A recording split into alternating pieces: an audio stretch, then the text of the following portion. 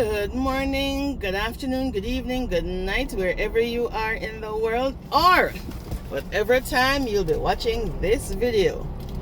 Now, guys, I want to ask you guys a question, right? And I would really like you guys to, give me your thoughts in the comment section below, right? Because this topic, I think, is the reason why, as a lot of us Jamaicans, or as Jamaicans will say, whenever people go away to foreign, leave Jamaica and go away to foreign, that people don't try and help their fellow Jamaicans.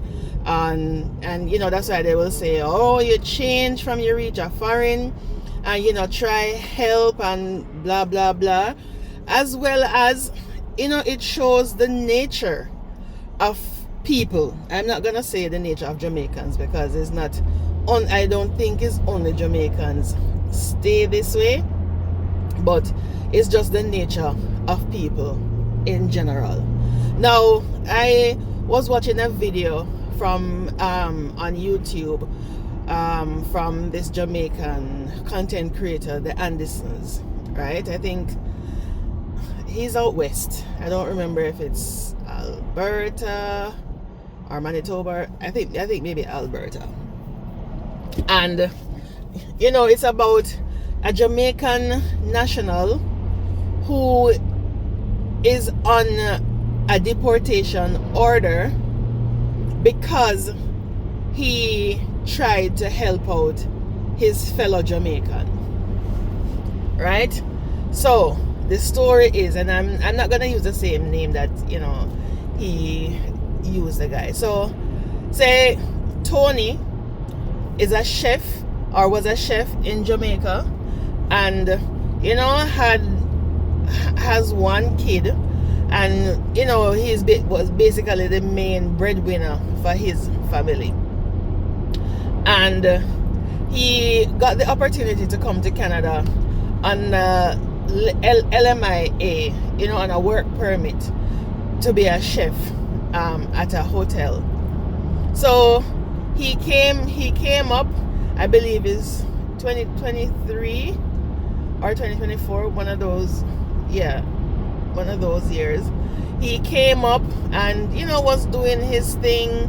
His child's mother and stuff was able to visit him, back and forth, and I don't know whatever happened with that relationship. But anyway, Tony eventually met a young lady, and they dated for about 8 months, and then they got married. So after getting married, now they're going through the process on having his status converted from a work permit into permanent residence, and then he could add his son to it and file for his son, so his son could become a permanent resident and come up here, and life could be a little bit better, depend on how you look at it, depend on how they were living back home. Come here and then life would be a bit better. Now everything going on smooth, his life is in order, putting his papers for PR, sitting pretty.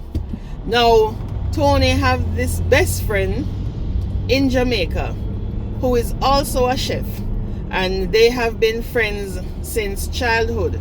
So it's his childhood best friend, I think, and the best friend asked Tony if he could help him out the same way he got through, so that he could come up on a work permit and so on and so forth.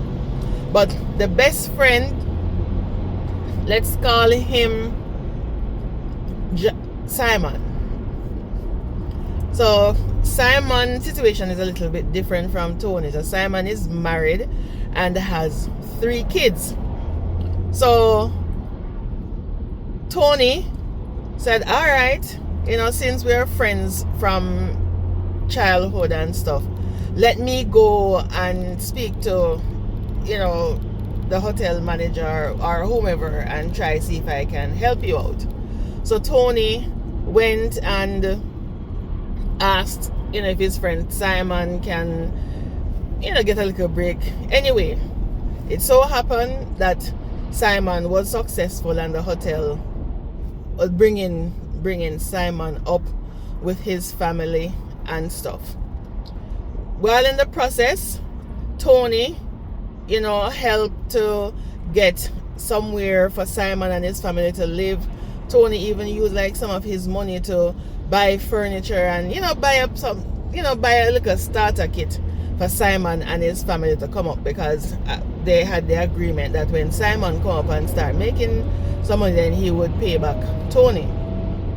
After Simon come up and working and thing, Tony said, okay, you work now, so when you gonna start pay me back the money? So Simon said, well, we just come and money now, so flushing now, wait until mom's, that his wife, start working and we can afford to give you back, whatever. So Tony, being the good friend that he is, said, all right.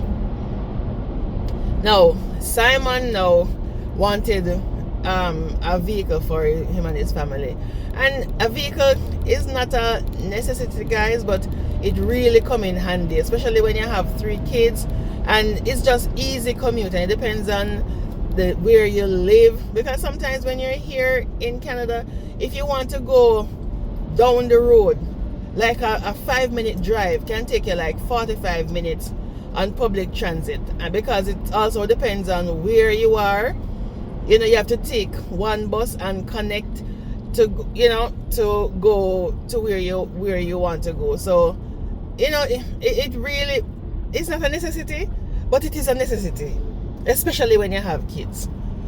So Simon now wanted to get his driver's license, so he got his permit, his driving permit, and I guess did what license or whatever, but unfortunately him couldn't pass the road test.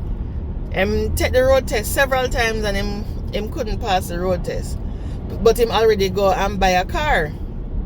So have a car, him not have no license, and him have him wife and him 3 kids and thing. So him go back now to Tony and say, boy, Tony, me not get my license yet, and you can help me out again, brethren, because need to sort out him family.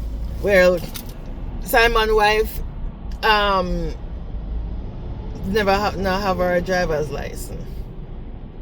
So Tony, again being the good friend that he is, say, all right, me help you out.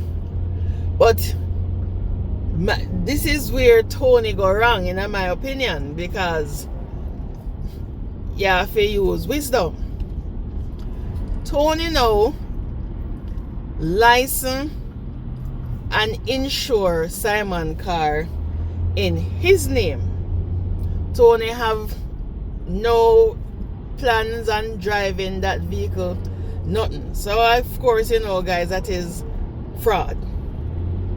But I guess him a try help out him childhood friend. So him do that and leave Simon with it, and Tony a deal with for him life and I wait patiently on his papers to come through and so on and so forth. Little did he know that it wasn't Simon alone that was going to be driving that vehicle. Simon now give him wife the car to drive, so the wife was doing school drop off and thing. So this morning she was taking the kids to school, and on the highway, and the light changed to amber, and she now thought that she could beat the amber.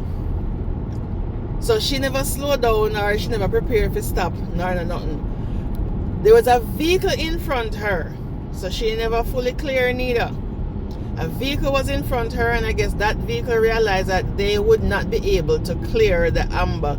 So that vehicle stopped, and woe be unto them, Simon's wife went right in the back of that vehicle. Big accident. And it's not just the fact that it was an accident, right? Everybody was rush hour in the morning, everybody had carried them kids to school. So that vehicle that Simon's wife crashed into, they had their kid in the back. Oh, it was an accident. They had their kid in the back, and the child suffered broken leg and stuff. So everything, going through insurance in the making, and insurance start pay out whatever. And bear in mind, guys, after all of this happened, neither Simon nor his wife told Tony about it. How Tony find out about all of this is the insurance company called Tony and say, hey, we get to understand that your vehicle was in an accident and it was a lady that was driving. So them catch Tony unaware. So Tony said, all right, hold on, I can't talk to you right now, let me call you back. Tony called Simon and say, brethren, insurance company call me and I say rate it and blah blah blah. What? Boy, guys, this is why them say sometimes they say if you allow people alone. You hear me? Simon looked upon Tony and say, yeah, well, brethren, the car no in my name, so the insurance and thing in my name, so in a business with that. So Tony say, oh, you mean business with that? I hear something, may I help you out?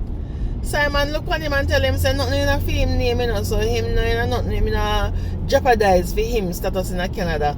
Got nothing in a film name, so him no business with that. Guys, how would you feel if you put yourself in jeopardy to help out somebody, and at that them look upon you and tell you? Anyways, apparently it happened that everything got court and insurance and do payout and stuff. Well, the guy, I don't think they got any information on any charges, so I'm not sure. I'm gonna see if I can find the article online. I saw someone made a comment in his comment section that he saw the story somewhere, so I'm gonna see if I can find any information on the story, and if I find anything, then I will let you guys know at the end of this video. Well, anyways, so because him just basically telling Tony's side, go court and all that jazz, and insurance company, they're saying it's not just the fact that it's driving without a license, causing accident, causing bodily injury, and everything that is going wrong, that goes wrong in an accident. What they're also saying is that there was insurance fraud, and insurance fraud, anything, it's all illegal and in Canada, and insurance fraud is a criminal offense. Now, it is all different if you're a citizen and or a permanent resident, where you have the law that can help you certain ways. But guys, remember that Tony, his status still hasn't changed. He's still a temporary resident, so you not have no bucketive there. So you're not permanent here, you're not a citizen, so you're basically depend your top. So when you're there people country and say straight, not that I'm telling you that if you're straight or what you're gonna commit any crime or anything like that, but that you're here temporary, you live from people your top, so you have to pray to God so them not blink, because once them blink, say you're gonna drop off, right? So now his status, Tony's status here is a temporary resident now, because of all this and his fraud. Say him not get no permanent residence because you're here temporarily and you have a criminal case, you have against you, a criminal charge against you, you ain't getting no permanent residence. That is how Canada stay. Canada strict. You can't have a police record and get your stay here. So, of course, Tony's life here in Canada has come to an end because not only is he not getting his PR card, he is on a 2-month deportation order. So he needs to leave Canada in 2 months.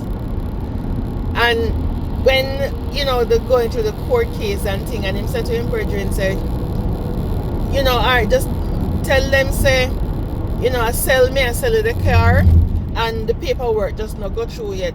The brethren look on Tony and tell him, say, him not do that. Him not do that. Him name not depend nothing or whatever. So him not jeopardize for him stay in Canada for Tony. Now, you guys, honestly, tell me what would you do in this situation? Imagine, you help him to come here, you help him and his family to come here, get him job, get him somewhere to live, buy furniture and all them something they don't pay you yet. Right? And him beg you to help him to get a vehicle because him can't pass in driving test. Him take him driving test how much time and fail it, so him not have a license. And him come to you and say, brethren, help me out to get a car, to get a license because him did buy the car already. Help me out, for license and insure. Use your license and insurance so I can transport my family here, there, and everywhere. And I mean, the person live in Saskatchewan, and Tony live in Saskatchewan. Tony and Simon live in Saskatchewan, and people over there in the place they call. Over there in the place they call like I don't know what, right? So as a brethren, you gotta say, boy, you want to help out your brethren because nice for them in the cold. Stand up and wait for a bus or, a traverse with 3 kids. And when you go anywhere, if you go grocery and all them something then, nice for wait for public transit and, taxi and all them something that eventually I got add up. Right? So you don't want to throw away your money. And you help out your childhood friend to get himself sorted out. And because of their negligence, right? Because the wife, she was negligent because the light changed. All she had to do just prepare to stop, especially she have her kids in the car, right? But no, she have tried broke the stoplight and never make it and run up into the back of one vehicle. So she not have no license, no insurance, no nothing. So she's driving without a license. She's driving, she don't have nothing. She completely illegal. Right? And not even like say she have a driver's permit or anything like that. She has nothing. And she caused an accident. She caused bodily injury and all of that. Right? And the brethren who help you out, you can even say we take some onus, some accountability.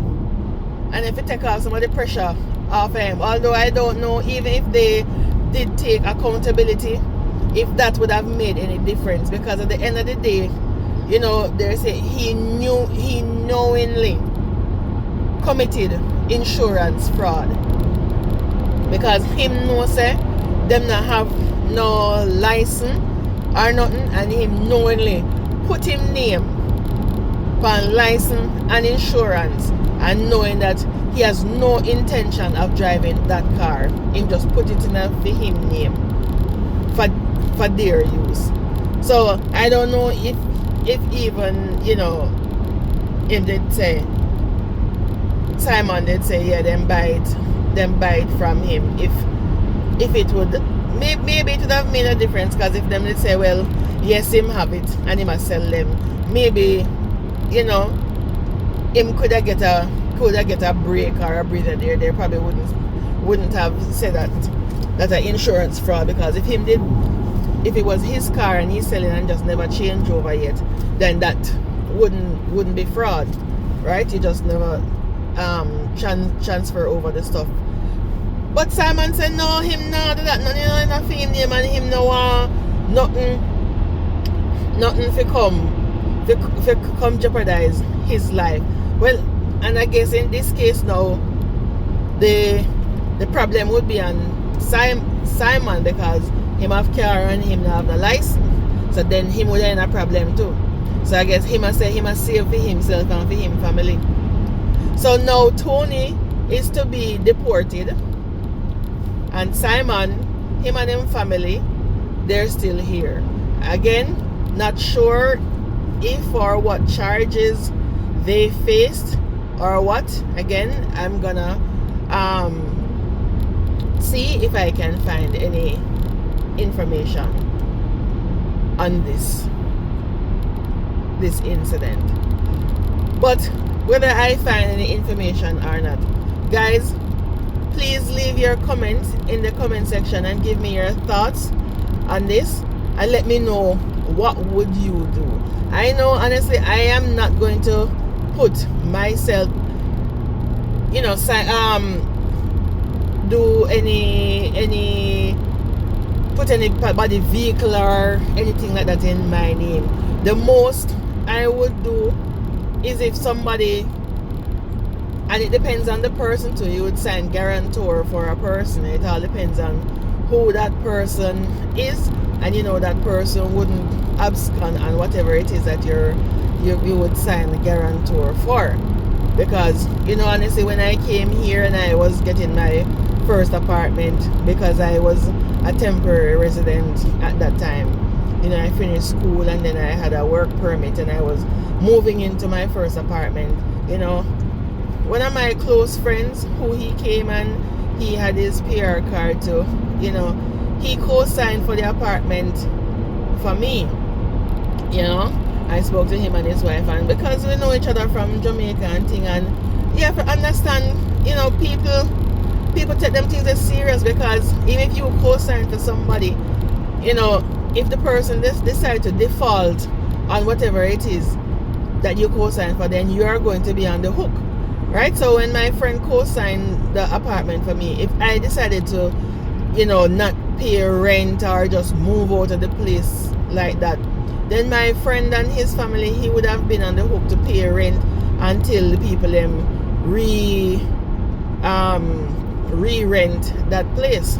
So, but I know that I could have never do that to somebody, to my friend, especially my friend who helped me out. I'm like, you know, so I have to, you know, talk to my friend and say, no man, we know each other a long time, although that don't make any difference with some people. If them heart dark, them heart just dark.